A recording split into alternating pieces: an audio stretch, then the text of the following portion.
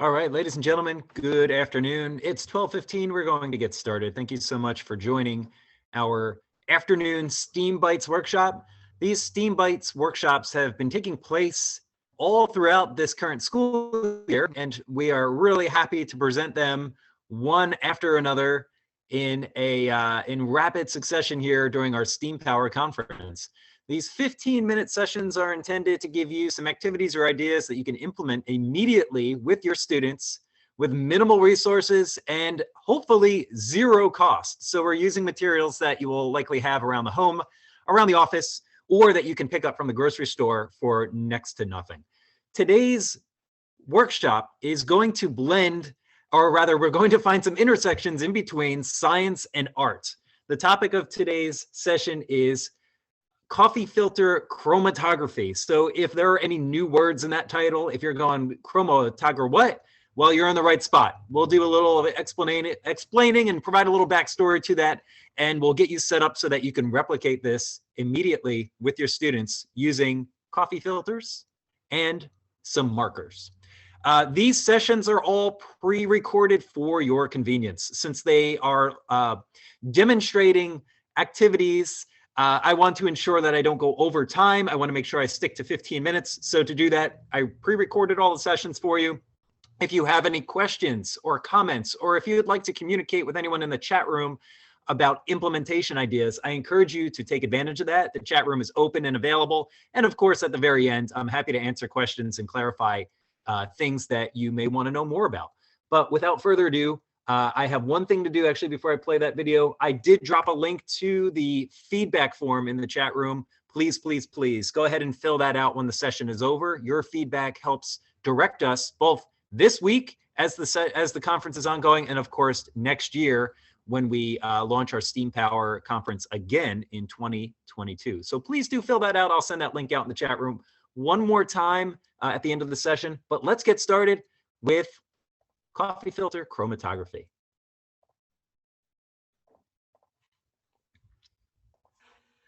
Hello, welcome back to another one of our Steam Bites workshops. This workshop today is intended to give you a really cool activity that you can replicate with your students for relatively little cost.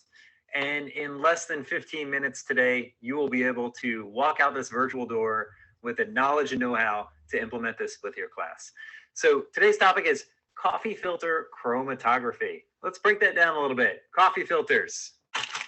You got that, right? You can probably find these in the break room, but of course, if you pick them up at the store, you can buy a pack of about 100 of them for maybe $2 or $3. The next part, chromatography.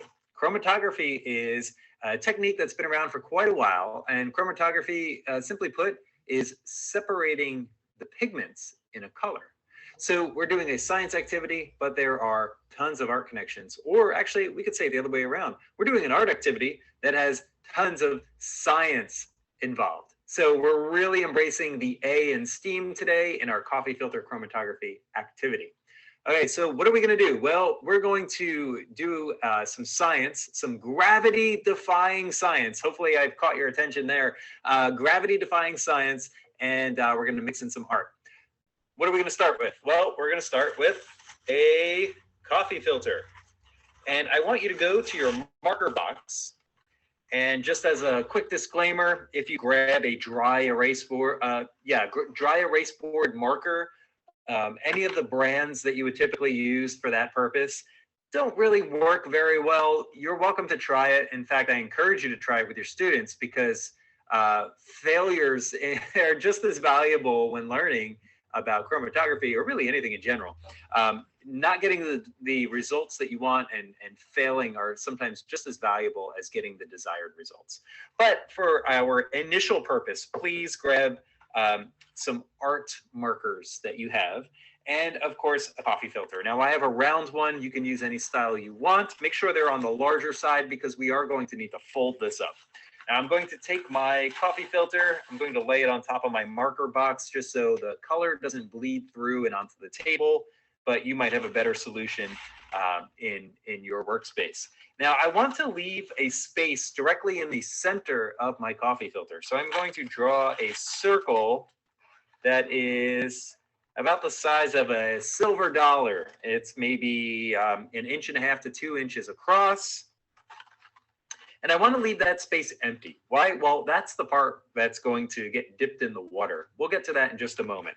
But for now, I have my black marker and I'm just going to scribble around the perimeter of that circle. Again, I'm not going inside the circle, staying outside.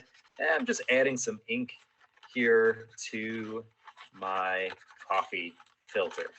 When we do chromatography, we see what colors make up the different markers that we use. Now, you might have a good idea. You might say, well, I know my primary colors and I know my secondary colors, and I know that secondary color has two primary colors, or you mix two primary colors to get a secondary, and when you separate that secondary, you can see those two primaries.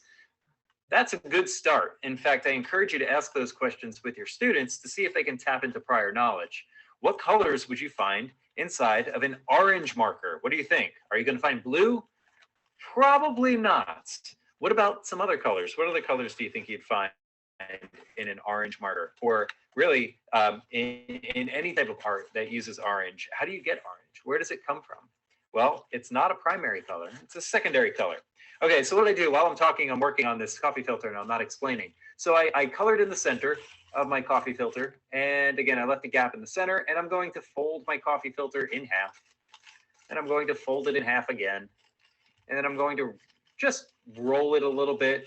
Essentially what I want is I want that area that I left empty on my coffee filter, I want that to be exposed down at the bottom. So if I create a little ice cream cone shape with my coffee filter, make sure that the bottom doesn't have any marker on it. Why is that important? Well, I'm going to dip this in water in just a moment, and I don't want the ink to go into the water. I want the water to go and wisp up through the coffee filter. Now, we'll do that, and you can see what happens. This is a really fast acting science activity here. Now, I dipped the tip of the coffee filter in the water. If your coffee filter is a little bit larger, you can kind of rest it on the rim of your glass, or if your glass is a little bit smaller, you can do multiple of these at the same time. But if you hold it, that works as well. Now, here's the gravity defying part. If you're into the science of what's happening, this is something that you've undoubtedly experienced plenty of times at home in your real life. But as you put something like a coffee filter, or maybe a paper towel in water, the water goes up into the coffee filter. This is called a capillary action. And water can actually defy gravity. It can go against gravity. Gravity is pushing the water down, yet the water is going up that coffee filter. That is pretty cool. That alone is pretty awesome. But of course, that's not necessarily the emphasis of our activity. That's just something that we're relying on in order to do chromatography. Okay, so I've left this sit here long enough. You really don't need to let it sit in the water for very long. If you keep your ink towards the center of the coffee filter, the water doesn't have very far to travel. In my case, I'm all done. Now, I'm going to need to put some paper towels out to make sure that my wet coffee filter doesn't leak ink all over the place. So I'm going to open this up. I'm going to place it over to the side, and I'm going to let it dry. And while that's happening, I'm going to pull over some coffee filters that I did prior to the start of this video, so that you can take a look at what this looks like once it's all done. So put your glass of water over to the side. Regular water, tap water, by the way, is all you need. So I started with a red marker, and I thought this was pretty cool, that there's some dark areas, there's some light areas, and I created a really cool pattern just by scribbling a circle on my coffee filter. Now, I didn't necessarily see any other colors, and my prior knowledge is telling me, well, there are no other colors that make up red. Red is a primary color. So if I tried to separate red out into its different individual pigments or individual colors, I'm probably not going to be able to do that, right? At least that's what my prior knowledge is telling me, and that's what my experiment just kind of confirmed. I'm not sure if I'm 100% correct yet. Again, I haven't necessarily done the research, but my experiment is confirming what I thought I knew coming into this activity. Now, onto the science of what's happening with our chromatography. As water defies gravity and moves up the coffee filter, as you get that capillary action, some pigments are going to wisp up with the water further up the coffee filter, whereas other pigments aren't going to travel as far. And it's the difference in how far those pigments travel with the water is how you'll get the separation between one pigment and another. Where do you see this and where is it most obvious? Well, let's take a look at the black marker. Black is interesting, right? Because you probably put together some prior knowledge and some pieces when you do your secondary colors. But when it comes to black, what makes up black? What colors do you get in a black marker? Well, I hope you can see on this camera here, you can definitely see the greens and you can see some streaks of black, of course. But if you look closely, I see reds and pinks just below the green. If you look closely, hopefully you can see it. I really hope you can over the camera. If not, please do this in person. And it's a really cool effect that you get. So the green has, not only is it a pigment in our black marker, but it's the color that traveled the furthest with the water. How do I know that? Well, it's on the perimeter. It's on the outskirts of my coffee filter. And the water started here in the center because I had folded this up like a triangle, and the water went up through the coffee filter. So just to kind of put that back together again so you can imagine what it looked like when this coffee filter was in the water, this was kind of what the coffee filter looked like when I placed it in the water. See how the green is all the way up at the top and the red is directly below that? Kind of hard to see on that side. What about this side? Maybe you can see that red. There's a little tinge of red just below the green. And then the black kind of takes over from there. But you can see which pigments travel the furthest. Okay, so now let's just test out all the colors. Let's see what brown looks like. Brown is pretty cool. We get some dark regions and some light regions in brown, but we get that separation really cool in brown. If we do purple, you can see again that separation that's taking place. There's some lighter and darker colors, maybe some reds and some blues, just ever so faintly if you look closely. By the way, that's really cool looking. This kind of reminds me of when I would cut out snowflakes out of a folded piece of paper. When you unfold it, you get this really cool pattern. Granted, this is very different looking and much more colorful, but it kind of reminds me of that if anyone else has ever done snowflake cuttings. Okay, so now don't just stick with one color. Experiment with all of the colors, one color per coffee filter, and then once you see what all of the pigments look like, and once you separate them out using this chromatography technique, go ahead and start mixing colors together. Create a rainbow coffee filter, or create different patterns. Draw something and see what happens as the water wisps into the filter and takes different pigments with it. The only thing that you have to be aware of is make sure you leave that center area blank. That's the area that when you fold, you will dip into the water. You do not want the ink to run into the water. You want the water to run up and wisp up into the coffee filter. Now, if you want to mix this up a little bit, another way to do this is to color in the filter, create all sorts of patterns on here, color in the center even, and then get a spray bottle that's filled with water and gently and lightly spray your coffee filter.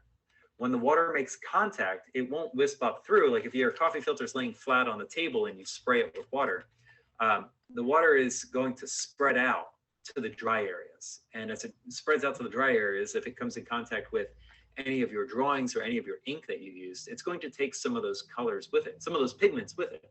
So you'll get a similar effect, but you can probably be more creative from an art perspective if you spray your coffee filters, because you can create some really awesome designs and you can get that whole thing nice and damp through the spray bottle. You don't want to submerge it. You don't want it to be soaked. You just want to get enough water on there so that the water starts to spread out and it takes some of those pigments with it.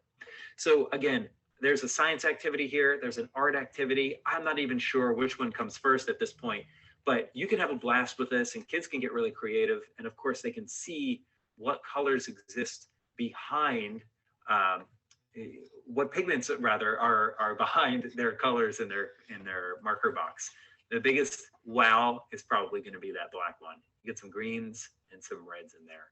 Completely unexpected on my part, but I do encourage you to check this out firsthand and then bring it to your students. I hope you enjoyed.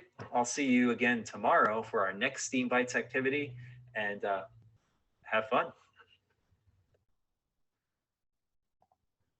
All right, folks, thank you so much for joining us. We're right on time. It's 12:30, but I will stay on this call for a little bit longer. If anyone has any questions, if anyone wants to share how they would implement this in their classroom, or if anyone has already done this activity and you have advice for others, please do share it, drop it into the chat room, unmute yourself. All is fair game at this point. The platform is yours. I do want to thank all of you for signing on today. Tomorrow, we have another STEAM Bites workshop at the exact same time, and the topic is how to use recycled materials in your classroom to do science activities.